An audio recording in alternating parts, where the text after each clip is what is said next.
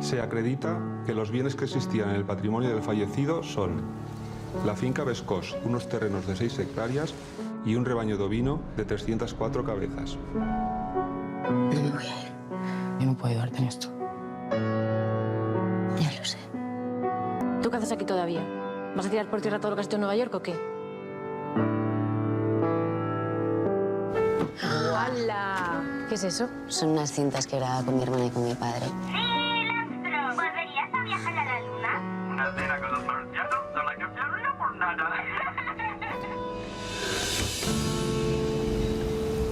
¿Se va a llevar a las ovejas? Bueno, las va a comprar cuando le demos. No quiero venderlas, Tata. Sara, yo no me voy a ocupar del rebaño, ya te lo dije. Me voy a ocupar yo, tranquila. ¿Pero qué estás diciendo? Que yo me encargo del rebaño.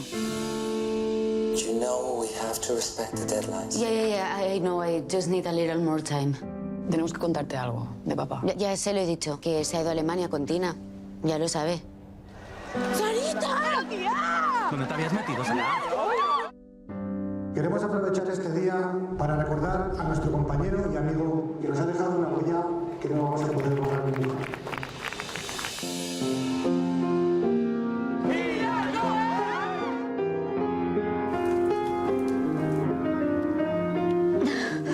Sí.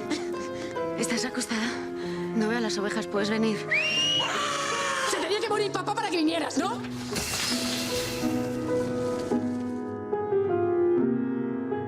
Dice Jessie que solamente son habladurías. La canción habla sobre una infidelidad. No hace falta que te pongas así, no te enfades. Dice